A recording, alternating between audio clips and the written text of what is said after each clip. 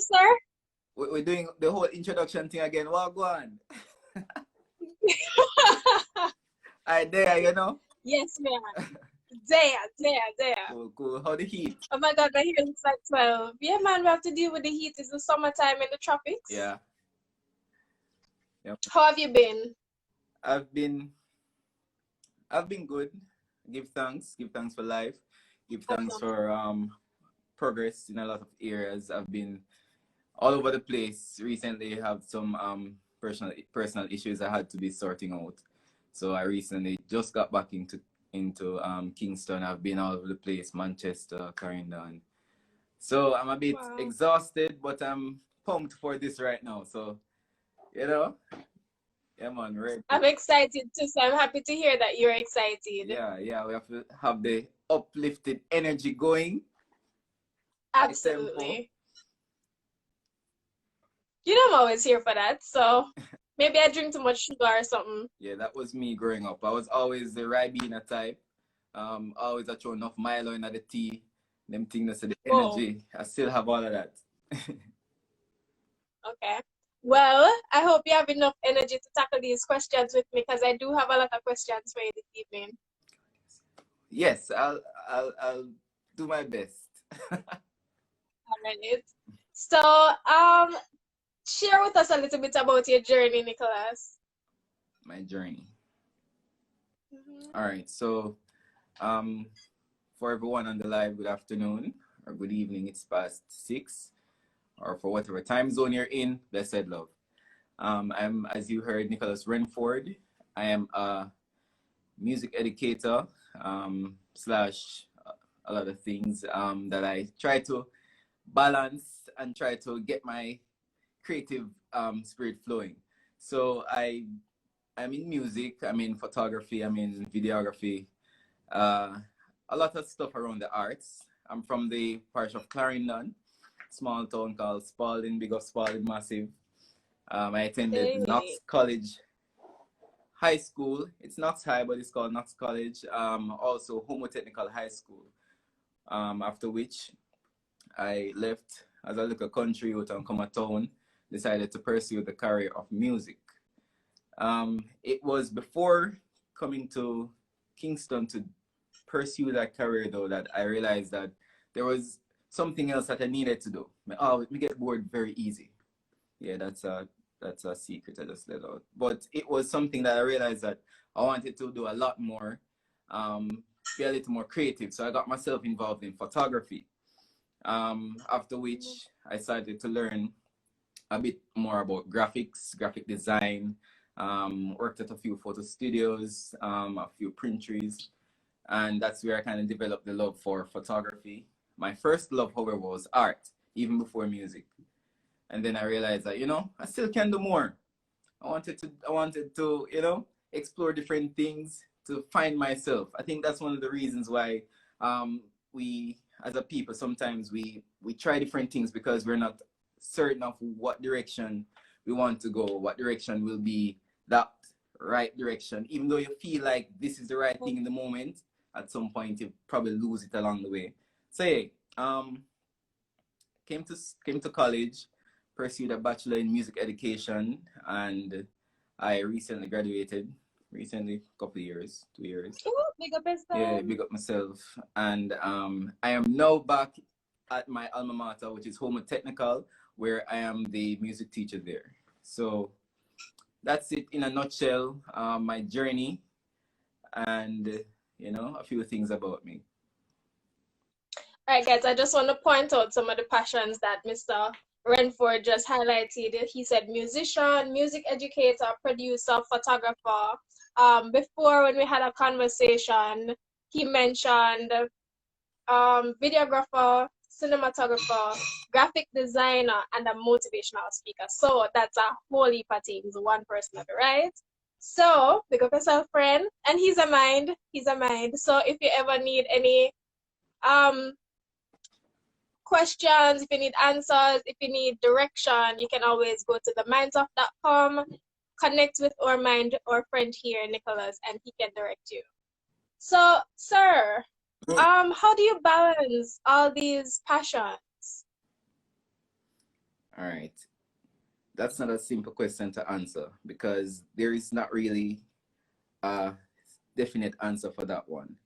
It all depends on the type of person you are, um, how persistent you are, how determined you are, how motivated you are, how much of a rebel you are, how much you how well you receive information, stay humble, believe in yourself, a lot of things.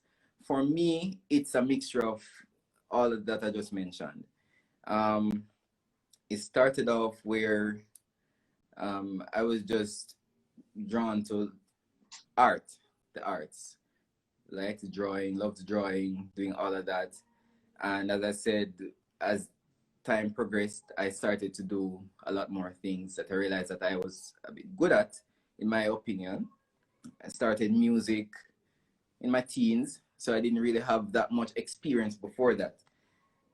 It was when I was in maybe second form that I met with some of my friends that they had the same passion. They love music, um, and we started to grow together until we started a band. Um, After which, well, during the whole process of me learning about music, still doing the arts, I realized that I had a knack for photography, even without doing professional photography. I had an eye for like scenery, landscape, uh, symmetry, a lot of things that in photography, when you see a beautiful picture, immediately you know what a beautiful picture is because those things are a part of it. So I realized that I had a knack for that. Yeah. And it was after leaving high school, I started working at a photo studio, learned the graphics, learned the photography, started to even like it a bit more. At one point, they kind of put on the music because I was saying that, yeah, this thing will take a lot of time. I need to invest a lot of time in this. And I didn't see myself doing everything, like it just seemed like I was kind of pulling myself different directions. And I was always told that you can be a jack of all trades but master of nothing. So growing up, that's what I believed. I also thought that if I stick to one thing, then me can become the best at this. People can see say, yeah, all right, I'm known for music, or I'm known for photography, I'm known for whatever. And that's it. Right? But then I mean, it always rebellious growing up. My parents can tell you it wasn't easy raising a child like me.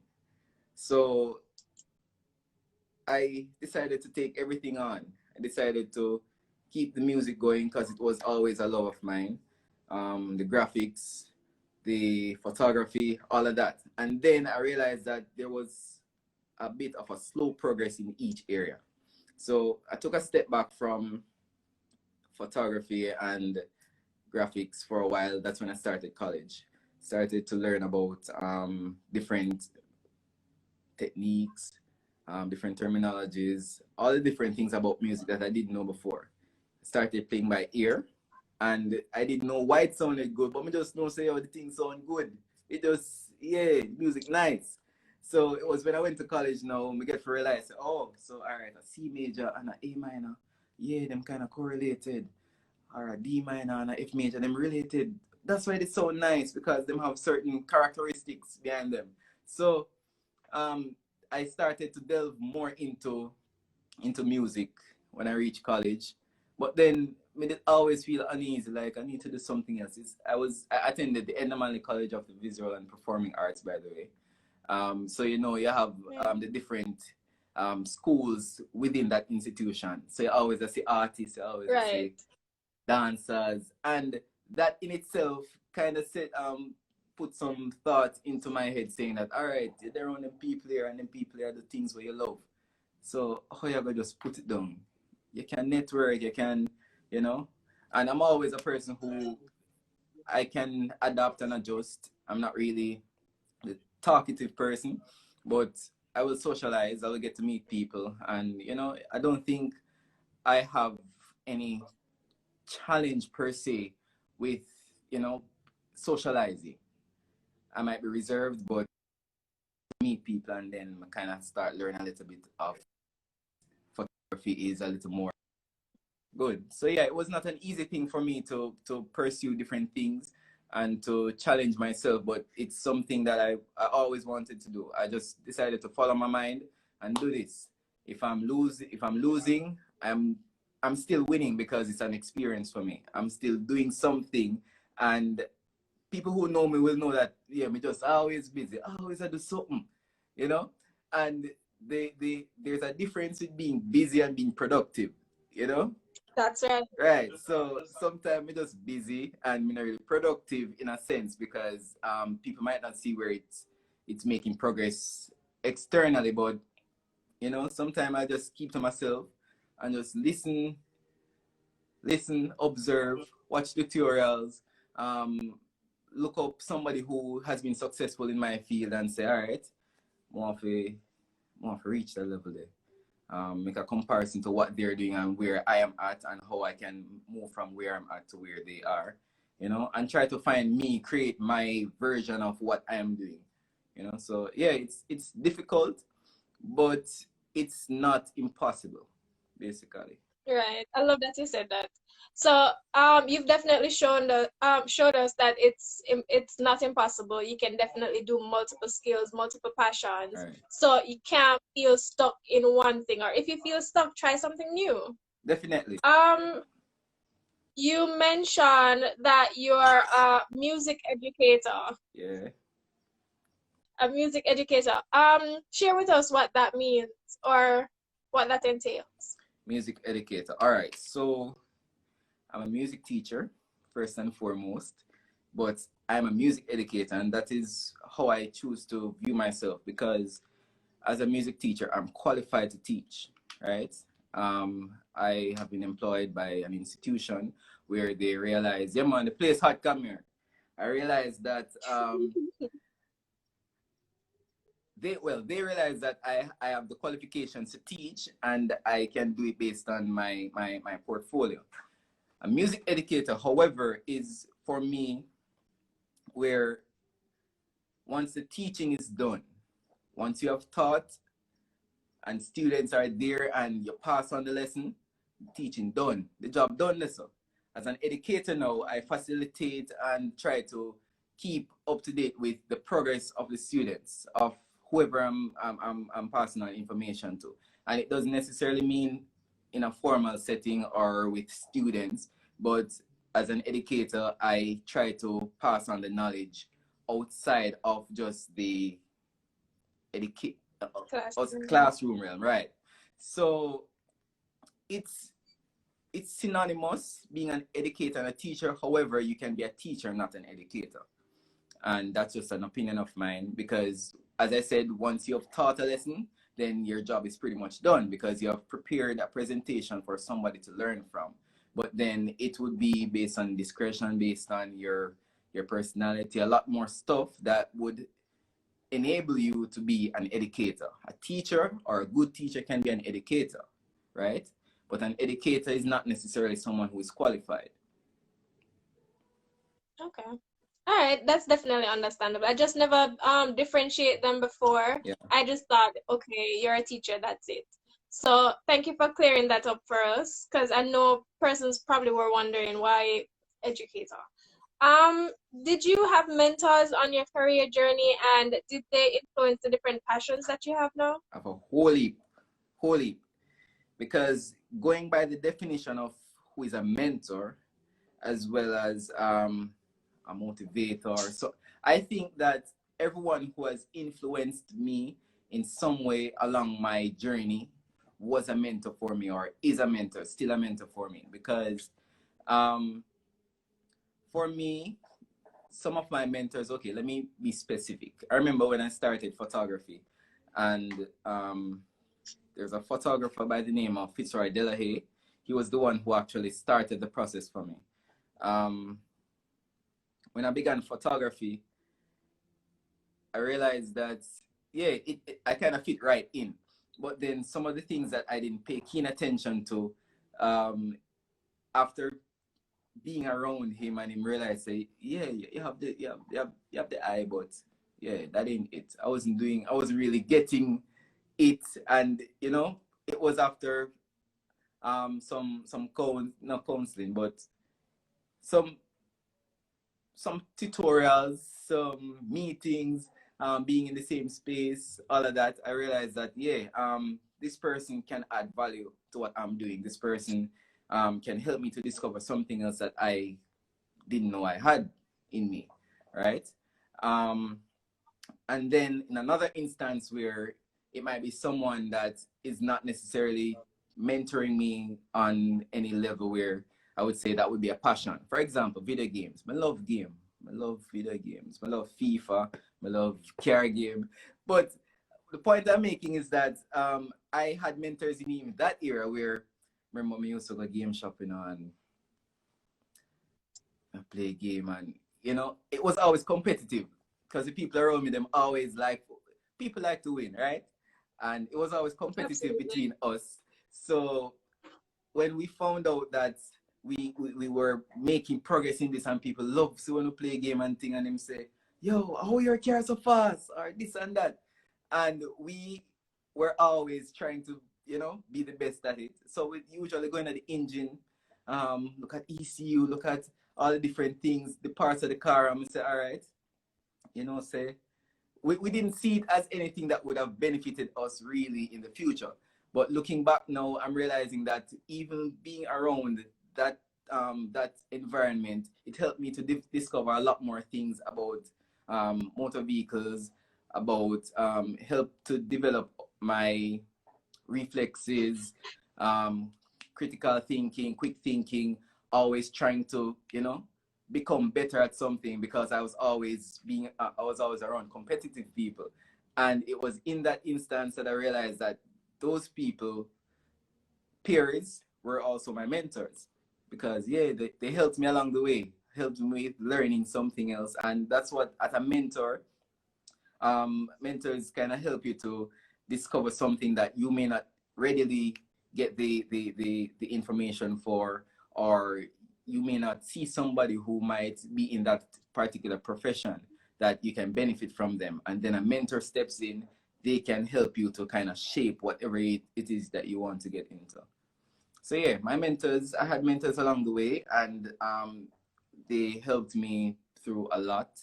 Um, Even in music, I remember when I just started playing, I was playing all the wrong chords, play all of them wrong. Singers them a sing, and me I play everything wrong. But um, I didn't feel demotivated because regardless of criticism, I was always finding some motivation somewhere, or someone was always there and saying, "Yeah, get better, it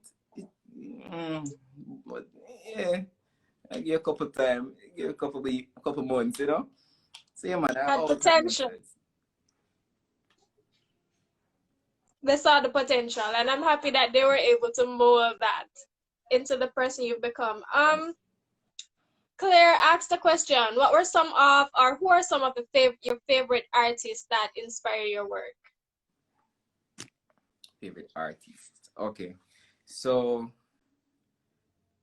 to not make it a broad question, I would limit it to from Jamaica. Okay, so I started, as I said, I started with art. That's where I started.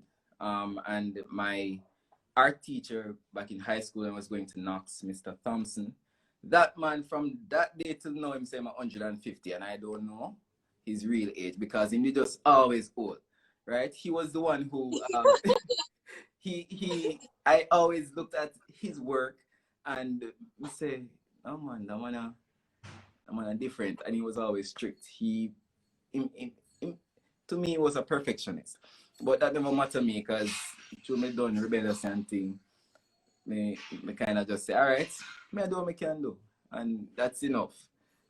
But it was after even leaving the institution that I realized that what he was doing and how he was getting pulling things out of students, it kind of helped because, yeah, we kind of stubborn and lazy, but in the end, it paid off because he was consistent in being at us. He was one of my favorite artists, as in drawing. Music now, legendary Bob Marley. Bob Marley for me, Mm. it was when I went to college that I started even doing a little bit more research on who Bob Marley was, how his music, why his music sounded the way it sounded, him as a person, him as a musician, him as a footballer, him, the complete Bob Marley. I realized that his music and his work kind of inspired me in a way that I want people to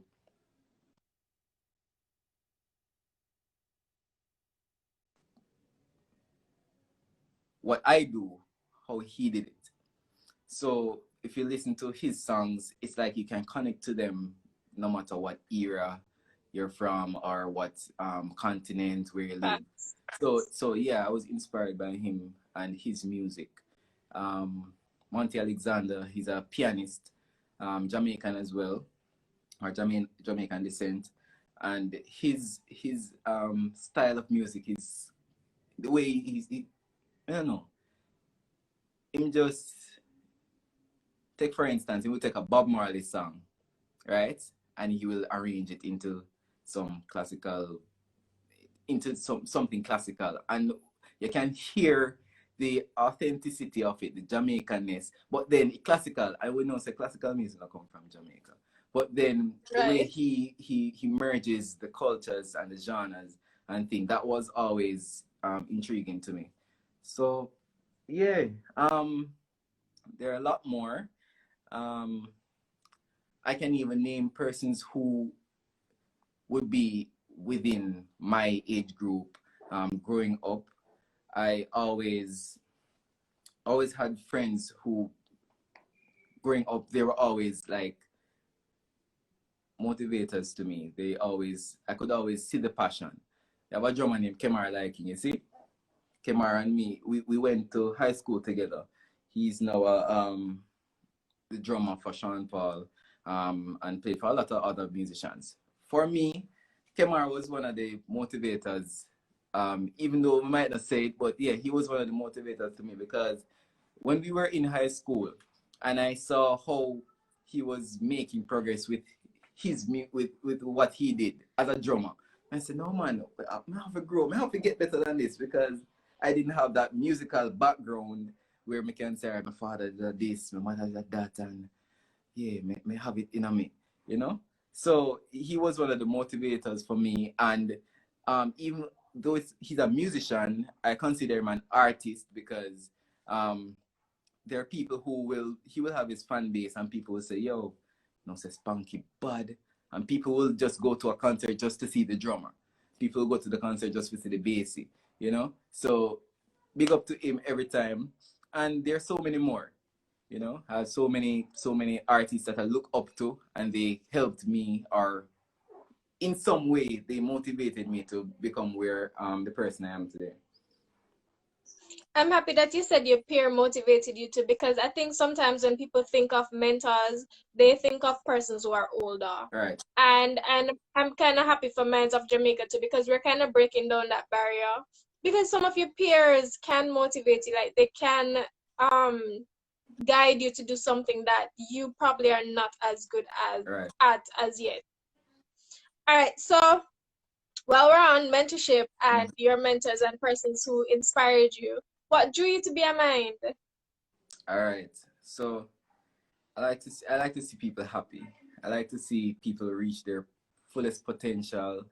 I like to, solve things. Growing up, me always I mash up the toys and my mother give me and my father because I want to see how it works, put it back together, or we take the motor and make something out of it. So I was always trying to fix things, even when it not mash up, I try to fix it. But anyway, um, I saw this opportunity of becoming a mind as one that would have connected with me as a person, both as an educator and as a human being.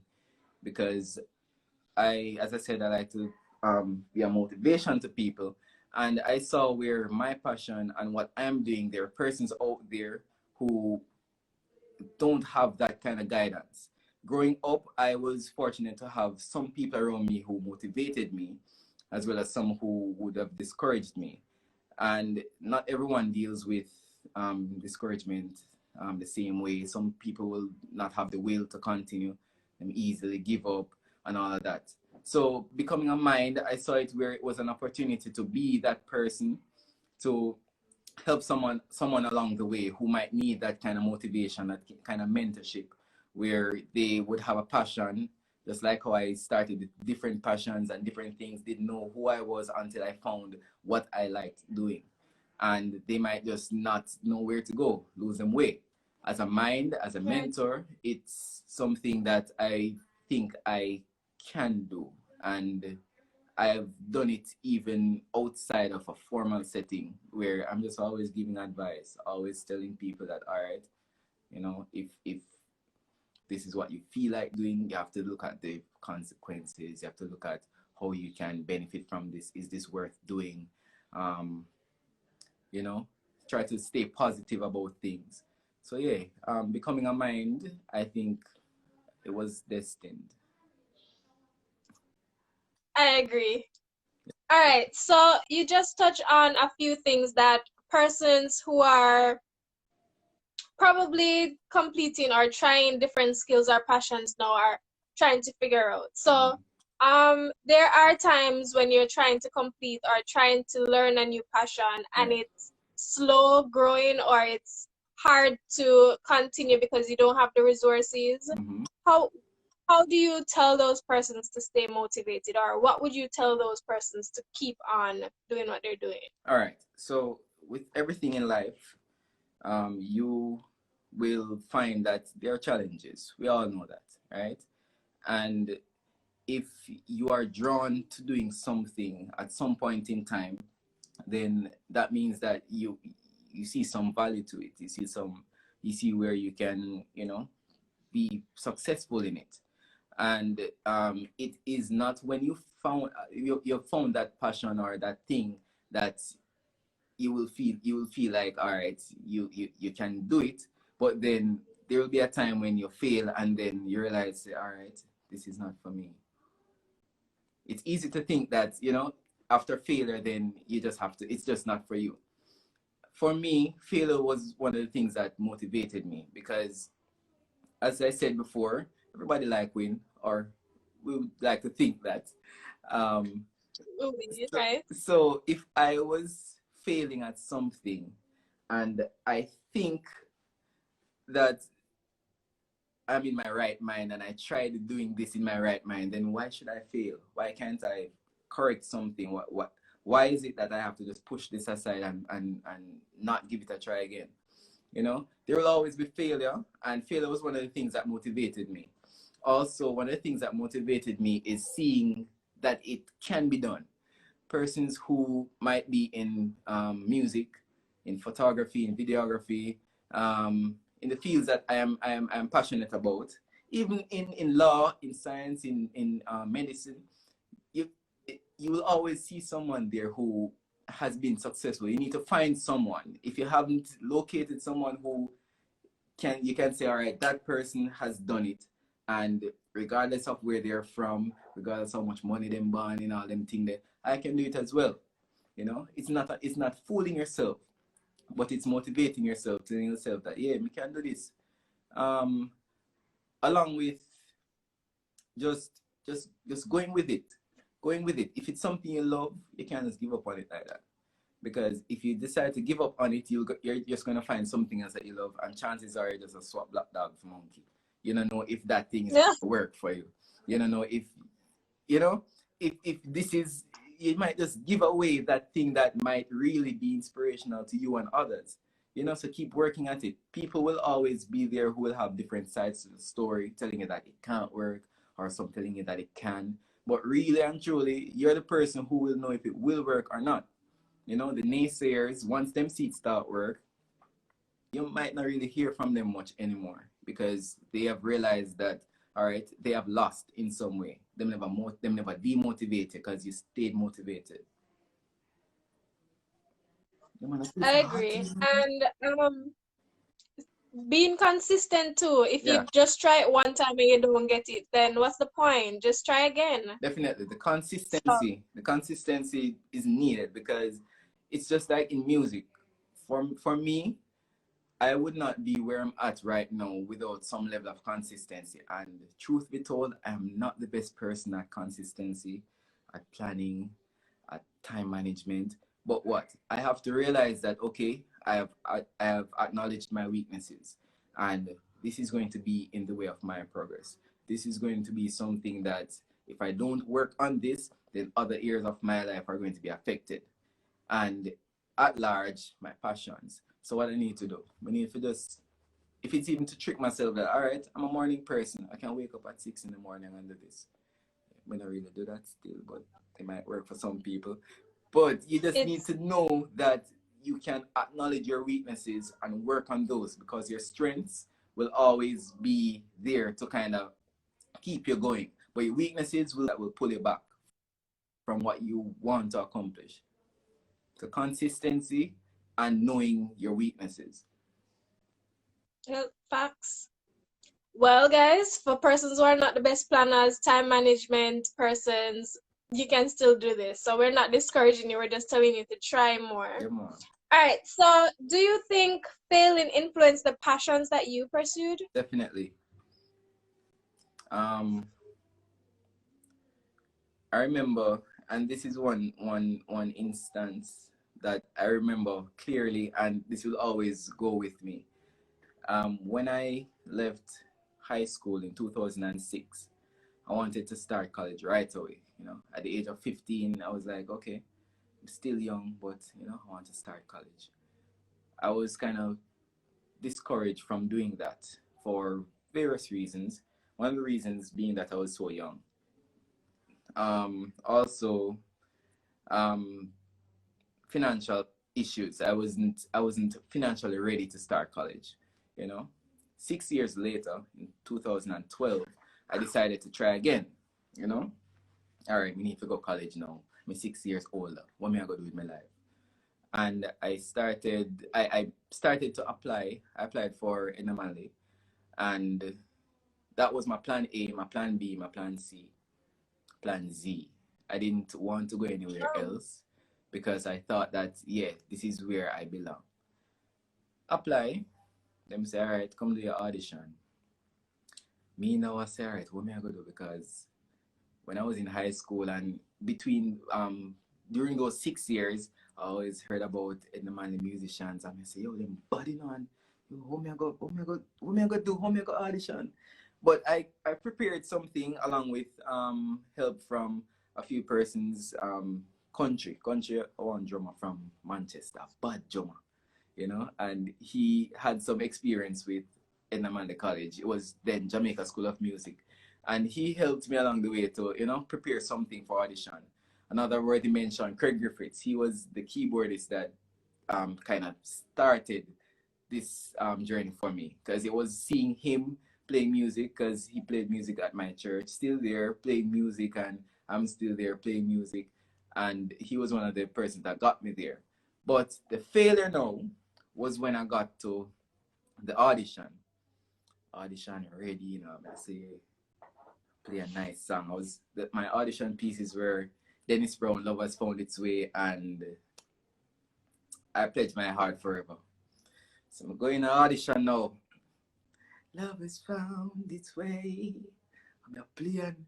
Feel nice because, you know, I wanted them to see that, yeah, I'm enjoying this. So I kind of sell myself a bit. Why? But sell my talents kind of help, you know, to promote myself, right? And after doing the audition and waiting for the results, I remember in August, I got this letter. My mother said, letter reach. I said, all right, you go open it. He said, me? You open it? I said, but, you know, I feel confident because when I came out the audition, everybody who was kind of listening in, they must say, yo, you're going good, you know. I realized, say, when I open the letter, big letter, we regret to inform you that, you know, you weren't successful in our audition. We'll encourage you to, you know, try again such and such time. So my plan A, B, C, and Z went down the drain. That was August 2012. Now, that failure for me was like, okay, the be all and end all. I no one gonna wear us. I mean, I could have, because subjects were not the problem. And the people them always say you're smart, so I believe that. And I said to myself that, all right, what am I going to do now? So I applied for evening school. After applying for evening school, I went back to the school now, and I was asking one of my friends from that was in first year, all right, how we can get some lessons? May I go evening school and more to kind of learn what I learn and thing. And he said, go talk to the teacher here, man. And after speaking with the teacher, she said, talk to the director, man. And then talk to the director. And the director said, so why never just apply for it for the regular program? And I said, well, I did apply, but I didn't get through. And him say, all right, let me hear you. And after playing, and him say, just go to the office, man, and tell them to sign you up and thing.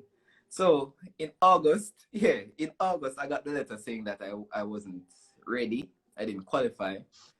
And in September, I had another letter saying that, okay, you've been accepted to the Edinburgh College. Now, for me, in that instance, I'm like, so I wasn't good a month ago. But what if me they give up? Like, what if me just say, all right, Father Van Grung yard, me can just plant some banana and, do this. But I always wanted to do music. And that failure for me was one of the things that kept me through college as well, seeing that I got a second chance to prove myself. And I think I proved myself fairly well going through college as to the potential that I have, regardless of the inconsistency in some areas. Failure was what really motivated me through college. I love that. So I'm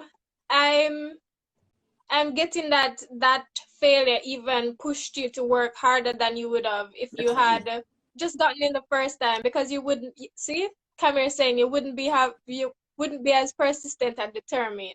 Right. So I love that. One of my other question is, how do you deal with the doubt? Like, for example, you're just starting out a new skill or a new passion. You're not sure when to start. You doubt if you have enough resources. What do you share with those persons, or what advice would you give to those persons? Persons with doubt. All right. So, Doubts and fears. doubts and fears Yeah, came to the big right words. place.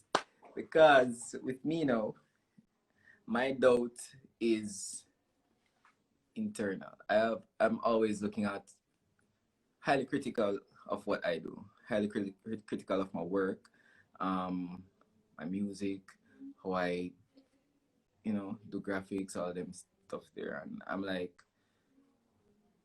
I'm not good enough to be out there to promote my stuff to.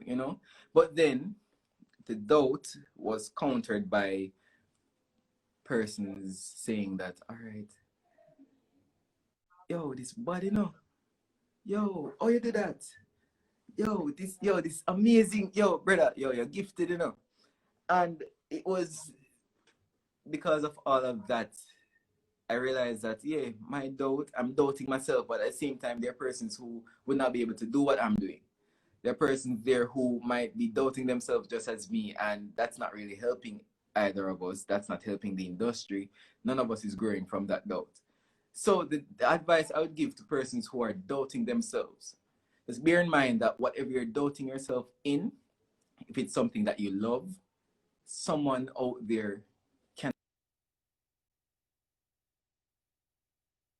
is looking for that motivation. Someone to say that, okay, I was here, but now I'm here. And it was not because I held on to that doubt. I doubted myself, but I moved from it. So one thing, just bear in mind that someone else out there that cannot do what you're doing, and you're unique in your own way. So whatever you're doubting yourself in, you just have to overcome that doubt. How do you overcome that doubt? Keep doing, keep trying, keep failing, keep making mistakes. Learn from your mistakes, learn from your failure. And once you have reached a certain level, it's just like growing up. We didn't, when nobody never born and start walk. As a baby, you realize that you started developing these type of skill sets. You can walk, you can speak, and it took some form of failure, some form of falling for you to get up and realize, yo, we can do this, we can walk, we can talk, I can use words. you know, until the pilot decides, okay, I can fly a plane. You never just wake up one morning and say, I'm going to fly a plane. Had to fail. What about those persons who don't know when they're ready to start? Like they want to start a new passion, they want to venture into a new lease on life, but they don't know when to start. What's your recommendation for them? The time will never be just right. I've always said that to myself. And it was even over the weekend that I got a reminder of that I made that Facebook post on the 11th of July, 2016, saying that the time will never be just right. Just do it. You know, my advice to you, if you find that there's something that you would spend hours talking about, you'd spend nights just thinking about this, or it will get you so engulfed that you don't even realize that time has passed. If there's such a thing in your life, then it's worth doing. Once it's worth doing, you can't just say, all right, I'm going to wait until I have this, I'm going to wait until I have that. If it's music, I'm going to wait until I have one audio interface, or I'm going to have this motif keyboard in front of me, I can start playing. No, I mean, YouTube, there are so many resources out there that you can tap into that can help you along the way, you know? So you just need to find that thing that can help you to give you that push. But you can't just wait and say, oh, you know, I'm not ready to do this yet. Do it. You just need to do it. You just need to start. There just needs to be that push. Once you get that push, then you just find that momentum. Okay. Another one, how do I persuade my parents, or how do I let my parents see that what I'm trying to pursue or the skill that I'm trying to pursue is worth it for me? Mostly because parents are mostly traditional and they want to make sure that you're surviving. You have food, money, Yeah. you have the resources you need to survive. So how do I let my parents know that, hey, I want to probably pursue something more non-traditional, like photography or music? I just want to sing. All right. So, remember me tell you before, give me a second. I'm plugging in this phone before it dead on me. So, remember I told you before that I was always a rebel. Always just like question things, or I like when people tell me what to do sometimes. Yeah, I'm stubborn. So my parents realized that about me. And they realized that even if they wanted me to become the doctor or the vet or the pilot or the soldier, my people them just try to force me into the army one time, you know. Yeah, man. Them tell me, say, you know what, Nick? Go into the army, man. You will do well there. The discipline, the this, the that. My God, now? Yeah, I was just plugging in the phone. Yeah, man. Him say, yeah, man, the discipline, the this, the that. And I was a Cub Scout in primary school and a cadet in high school. So they say, yeah, man, you're destined for that. Let's do it. But no, that was not what I wanted to do. And they, even though they might not be comfortable, or they weren't comfortable with where I was going, I realized that, yeah, this is what I want to do. So what I did, I kept doing it. I kept showing them that, okay, I can be proficient in this. I can do this, you know? And after being rebellious for some time, I not tell people be rebellious, you know. But what the point is that once you're committed to this, once you want to do this, once you can see where you can become successful in a particular area, you can't look upon it say at the beginning that's where you're gonna make the money. Because if it's a passion, it's not necessarily the money that drove you towards that passion. It's a love for it. And then once you're passionate about something and you do it, it can provide for you. Your passion makes way for you in terms of your career, whatever it is, you know. And even so, even if you want to be something else apart from what your parents want, or you know, you can always pursue multiple things, and it's not going to be at a disadvantage to you. The progress might be slow, but it can be sure once you're consistent. So my parents, they realized that, yeah, all right, the music him love, all right, the art him love. And they started to support me along the way because they realized, yeah, it don't make sense to fight me anymore. All right, I love that. So get the support you need, get the motivation you need. If you need mentors, Minds of Jamaica have those. So you can always go to the mindsof.com. Nicholas, what do you want to share, or do you want to share with our viewers where to find you, where to support you so we can go follow your page? All right. So my photography page is TweakJA. That's TWIQUEJA. It's also linked to Tweak Visuals, where, as I said, I do a lot of things. So photography would be there. Visuals would be where I'm dabbling with the cinematography, photography, videos per se. So TweakJA and Tweak Visuals. All right. And you can also find him at theminds.com, and you can connect with him as a mind. Definitely. Come here, you two out of order. Come here, said, what's the hour limit there?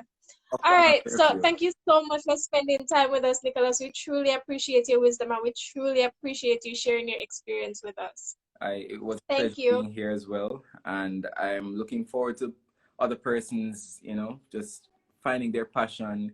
And if they can't, or if they need assistance, there are so many Minds of Jamaica, that it's just a big network where you can find someone who will be able to assist you in whatever passion or whatever career you're interested in doing.